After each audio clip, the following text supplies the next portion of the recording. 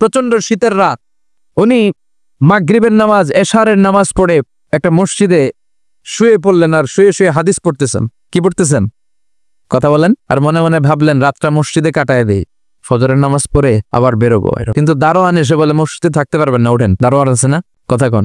আহমদ ইবনে হাম্বল বললেন আমি শুধু রাতটা থাকতে চাই, আমি তো ফজরেরও মুসল্লি, ফজর নামাজ পড়বো তো এই মসজিদে, আমার থাকতে দাও। দারোয়ান তো দেয় না, কেন? মসজিদে থাকার জায়গা না। যার মিয়া, উনি যে আহমদ ইবনে হাম্বল এটা চিনে না, থাকতে দেয় না। কি করবে এখন? উনি কাঁথা গুছিয়ে হাদিসের কিতাব নিয়ে কাঁধের মধ্যে ব্যাগ নিয়ে মসজিদ থেকে বের হয়ে গেলেন। কি আর করবে, প্রচন্ড শীত, আর কাঁপতেছেন বুড়ো মানুষ। প্রতিমধ্যে দেখলেন বাজার একজন খাব্বাজ, শাবুন খাব্বাজ, যুবক রুটি বিক্রেতা। সে রুটি বিক্রি করে, চুলার মধ্যে রুটি শেখে। সে যে সালাম দিল, আসসালামু আলাইকুম। যুবক বলে ওয়ালাইকুম আসসালাম। আহমদ ইবনে হাম্বল বলে যুবক, আমার যাওয়ার জায়গা নাই, সফরে বেরিয়েছি, খুব শীতে কষ্ট পাচ্ছি, রাতে যদি তোমার চুলা থেকে একটু আগুন পোহাই কোনো সমস্যা? যুবক বলে না না সমস্যা না, হালান ওয়া সাহালান, খোশামদেদ, আসেন। আপনি আগুন পোহাইলে আমার সমস্যা কি? সুবহানাল্লাহ পড়েন। আল্লাহ শুকরিয়া করে উনি বসলেন আর আগুন পোহাচ্ছেন। আর খেয়াল করলেন যুবক রুটি বানায় আর পরে আস্তাগফিরুল্লাহ, রুটির দলা বানায় পরে আস্তাগফিরুল্লাহ, খামির বানায় আর পরে আস্তাগফিরুল্লাহ, রুটি নিয়ে উনুনের ভিতরে চুলার ভিতরে সেকা দেয় আর পরে আস্তাগফিরুল্লাহ। দোকানদারের কাছে কেউ আসলেই সে রুটি দেয় আর পরে আস্তাগফিরুল্লাহ। ক্রেতার কাছ থেকে টাকা নিয়ে ক্যাশ বক্সে রাখে আর কি পড়ে,